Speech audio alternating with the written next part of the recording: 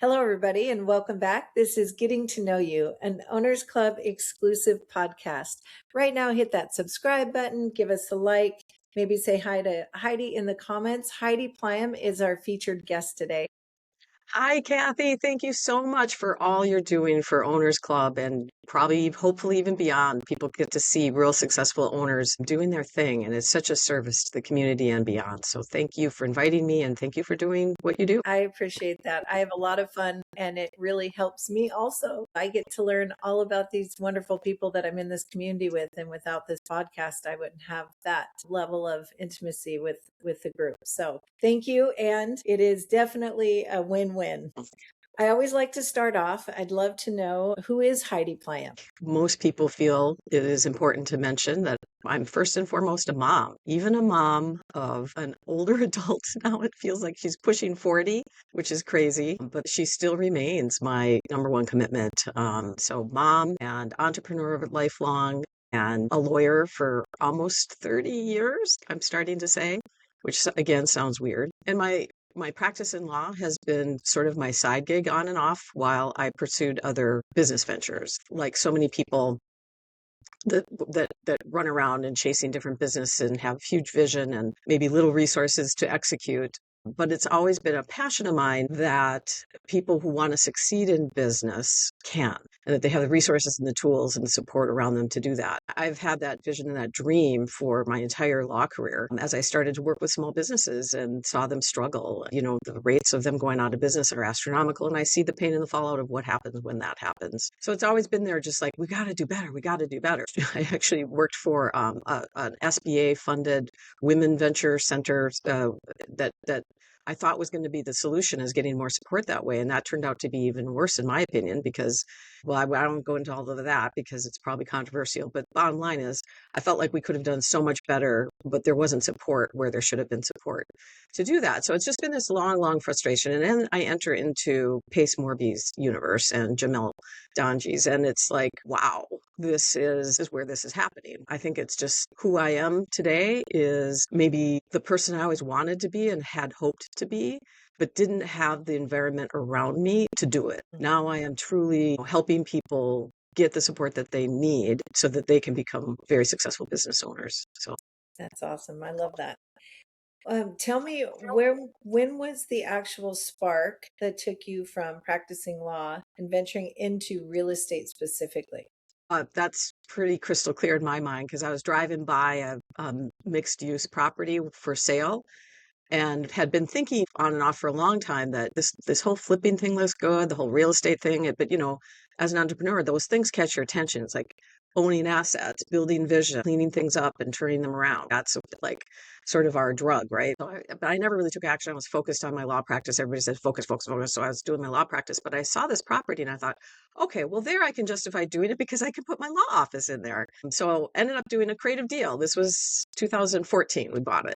Um, I think I put in $2,000 and had a partner fund some of the construction, and basically turned into a massive cash cow within a matter of months, but had ultimately eight different people paying the rent for us. And most of that was commercial. We actually made use of every little square inch. We rented out the garages and the parking lot, as well as the two front storefronts, and then of course the two little apartments. So like that's when I got bit by the real estate bug. Like I thought, this is cool. And all of up until then I've been helping inventors, and I think as a class of people, and this is maybe one of the things that I think the industry and the governmental, like SBA sponsored programs and stuff, push people to be, well, you've got to be different, and they discourage copying. But in fact, what I fell in love with immediately was real estate is a business model that people understood. I could talk to somebody and he instantly got the vision. Like he knew how to flip property. So he became the person who came up with the capital and helped me because he was a rehabber. We became partners. And so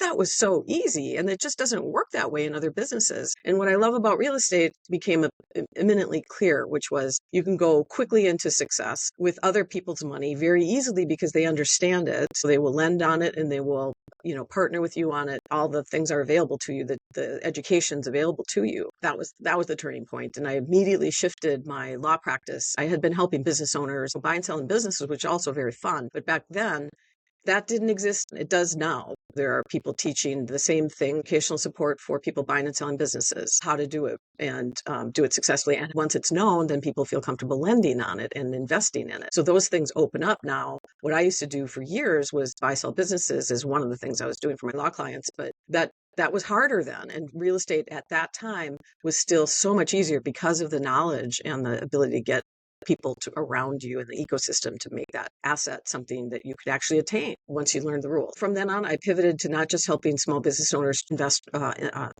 inventors and creative types. Very fun, love it, but really not making money and struggling and all that pain. And I pivoted, tried to bring clients with me, but it ended up actually being a different client base because the inventors want to invent and the creators want to create, and that's what they want to do. Who am I to say they shouldn't? I kind of regrouped the law practice in that direction and then started a mastermind for the local real estate groups. And from there, learned a little bit about multifamily, went to a few of the guru courses, then tried to start my own multifamily syndication group.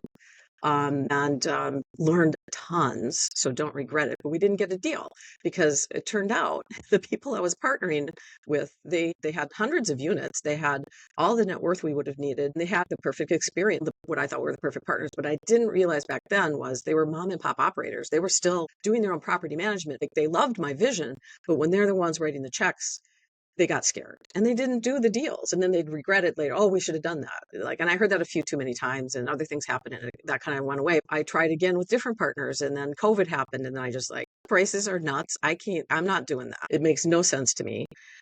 Then I went into Pace Morby's orbit and joined the Sub2 thing. And honestly, Bigger Pockets interview about due on sale clause insurance. Because as a lawyer, my job is to find the problems, find the scary things, the risks. So that I was aware that was a risk. And I had heard from people anecdotally, most people won't do it. But I'm thinking, yeah, but they can. That's my lawyer hat, right? And so that just made me oh my God, what a brilliant idea. Insurance to cover you in case you have a due on sale problem. So that immediately tuned in. Everything he ever did after that, I was trying to follow and watch. Got more and more interesting and exciting to me from there. But I'm also busy doing all other things. But eventually, I think in 2022, I was coaching with somebody else and getting good stuff there. So I bought Sub2 for my nephew, hoping he should go out and flip houses, But I couldn't interest him. Again, you can't make people do what they're not wanting to do. Maybe he will someday. The saying is, we can't want something for someone else more than they want it for themselves. Yes, so true. We can want what we want, but we can't make them want what we want. Exactly. Yeah. So maybe someday he'll be interested, but that's how I actually made the first financial commitment to Sub2. I was intensely involved in a different program that was actually about M&A, and so I knew I had no time. I knew eventually, because it was a lifelong program, which is amazing and ridiculous, but very cool for us. I just thought, okay, I'll get there sometime. But meanwhile, come on, nephew, go do this, So that's interesting. Let's stop there for a minute or hover, because you own the program, you see vision for someone else. Mm-hmm. What opened you up to being the one to walk through the door and take on the program? Oh, it's actually a spiritual, weird kind of answer, to be honest with you. We'll go there. My M&A dreams weren't coming true exactly. The coaching left some to be desired, frankly, and I wasn't getting any traction and spending a fortune. And so around November or December, I usually slow down a little bit in terms of just being more listening and kind of reflective and thinking, what's going to happen? How do I need to pivot for the next year? So in that mode, I literally just heard this voice, you got to go to Dr. Joe, or you got to go to Joe, Dr. Joe Dispenza. So I had in the background somehow in all the podcasts, his noise was there. I don't ever particularly remember listening to him or following him, but I obviously had some concept of him in my consciousness. So I immediately listened to that voice, that's, when it's a clear voice, you listen. And so I did. And I immediately signed up for the next retreat. And the other coaching program took me to Australia, and I was coming back and had signed up for Squat Up, or I was on the fence. That's what it was. I was on the fence for Squat Up Summit, the first one, because again, I wasn't in. I want them to do it. Is that my thing? And when I went to Dr. Joe, I saw Jamil, and I thought, oh my God, a group of people where the leader is here?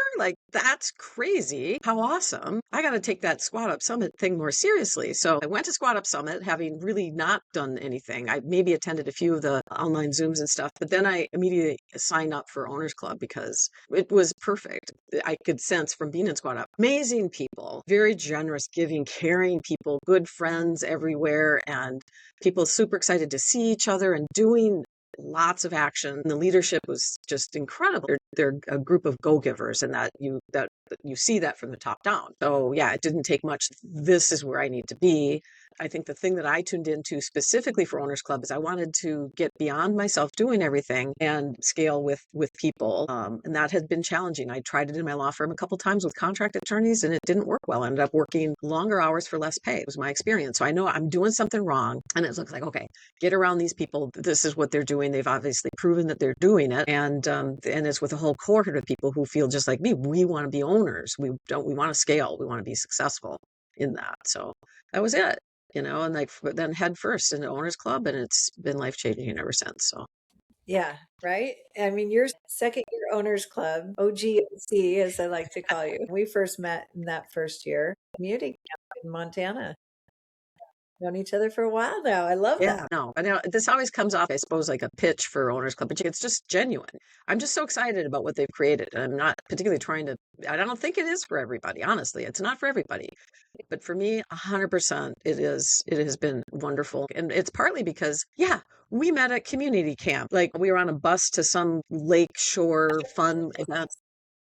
Yeah, Jerry Norton's house. Yeah, we Yeah, went up there to go water skiing and tubing and all the fun stuff, hanging out and beautiful. We did hikes together, all of it. Like that's the kind of business group that you really build relationships, not just the networking thing where you show up and say, oh, how has your last year been since we've seen each other? There's nothing much happening in between. We're not developing friendships. Now, not to say that that's on me. I could have turned those into friendships. I didn't do that. It's just these guys make it easier. They make it funner. The kinds of events are just conducive for networking and building deeper relationships that are on a deeper personal level. I readily admit, as a lawyer, I hated networking because to me that always meant you go to maybe a lunch or coffee in a suit, try to say the magical words that will want them to want to hire you or refer you or whatever. And it just feels stiff and I'm not my authentic self. It's really such a joy to be in an environment where you could just be yourself. There's so many other like-minded people being themselves and doing great, great things in the world. That's the other addictive quality, I guess, is the vision of people wanting to help other people is amazing. Building true relationships. amazing. So what is your current business model today? It was almost a year ago. It's got us talking about orbit teams, and I knew immediately I wanted to do an orbit team. I had started similar kinds of things like that, and so it was easy for me to just kind of go back and relaunch what I had done. By Squad Up, we were already recruiting for an multifamily orbit team. That has been more of a challenge than I thought in some ways. And I think the validation for me in that is we're disciplined in what we're buying. Prices are really high right now. And even with creative finance and all the things, we haven't been able to get a deal done yet, but we're so close now. Everything we've gone through is a lot of operations staffing changes, a lot of just getting the people in the right seats. So what I'm focusing on now is still the multifamily orbit team with some pivots that bring back in some of my older passions and visions. And so I would say we've evolved into what I would call a deal maker incubator, because what I'm doing is empowering. I do know a lot of things, been in business all my life as a lawyer, helping other business owners through thick and through thin. And so I'm trying to apply that, everything that I know, to help other people, not as their lawyer, but as their coach, as the person who knows how partnerships work and bringing the right people in and getting them working together in a way that they can go pursue and have success. I think the first thing we officially added was, in addition to multifamily pipeline, now we're doing the car wash thing. Obviously, that was kind of low-hanging fruit that was obvious with so many people that really wanted to, have success with that, and a whole team of people that we'd already built. And, it was hard. We had a lot of people and not necessarily meaningful places to plug everybody in. So this allowed us to expand that and build more leadership around that team. And so from there, that worked really well. And our latest thing now is we have a leader in the team who's bringing us VAs, and we're building a whole committee or team around, hey, you want to be a business owner, you want to scale, you're going to need to know how to be a boss and how to organize that. And here are some basic operational things that we're going to just build ourselves and give to anybody who does this with us. So now we literally have in our orbit team, we have a program specifically for VAs, so that somebody who comes to the orbit team, they're beyond doing the data entry and the basic things that a lot of people are wanting for their businesses. So we encourage them instead to step up, be a boss, get a VA or two or three, and plug them into our program as sort of the thing they can do that's productive value to you when you don't have them doing other things in your business. We're going to do whatever we can do to help business owners be successful, that is who I am. I've come back in touch with that motto, that idea that I had, 15, 20 years ago. I want to help anybody who wants to succeed. And now we're doing it. So that's why I'm kind of calling it, instead of an orbit program, it's really a deal maker incubator, staying laser focused just on those things that I just mentioned. And the car wash thing is almost tipping over. I was expecting a month or two. Now that can be back burner because we've got that up and operational. And then we can go into land development or whatever direction. It's a massive vision.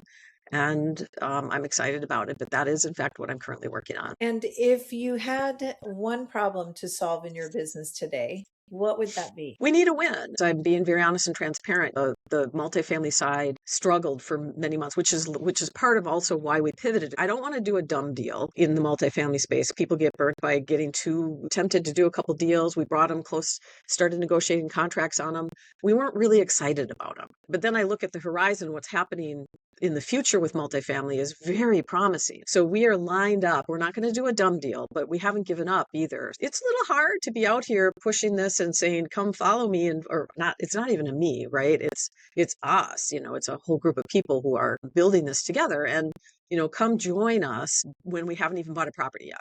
So that's a little hard. Fortunately for us, I've had properties. I've had huge successes in business. So my other partners, Stephen Lauer, he's a co-leader of the whole thing, and he's done millions of transactions with multifamily up in Canada. And he's a mortgage broker, with assets under management, again, in the multiple millions. So we have individual successes of people on the team.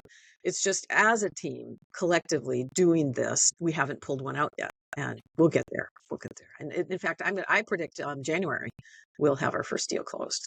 We have a big pipeline and it's growing fast. I think we have capacities we didn't have. It's a big thing. It just ended up growing and growing, and it was growing pains and getting people in the right seats. But I think we're there and ready to go. Okay, I'm going to throw one more question at you. How can someone bring value to you? Oh, showing up as your authentic self and wanting to do business with us. Join our team or not join our team, we're here to do business with people in the community. Always looking for investors, always looking for more underwriters, although we're working on the AI solution to that as well. And there are some paid ones I think we may just end up going with. For now, we want to train people to understand it, even if for no other reason, so that they're good investors themselves. How can they bring value? I would say sincere drive, authentic self, bring it. We'll find a place. That's all we're looking for. Excellent. All right. Well, you heard it here. If you're looking to join this wonderful team of entrepreneurs, they're going to get their first deal here in 2026, and would love to have you along for the ride. Bring some value to the team. Give us a like below, a comment for Heidi, and subscribe to our channel. Thank you so much for tuning in. And thank you, Heidi, for being here with me today. I so appreciate you. Yeah. Thank you so much.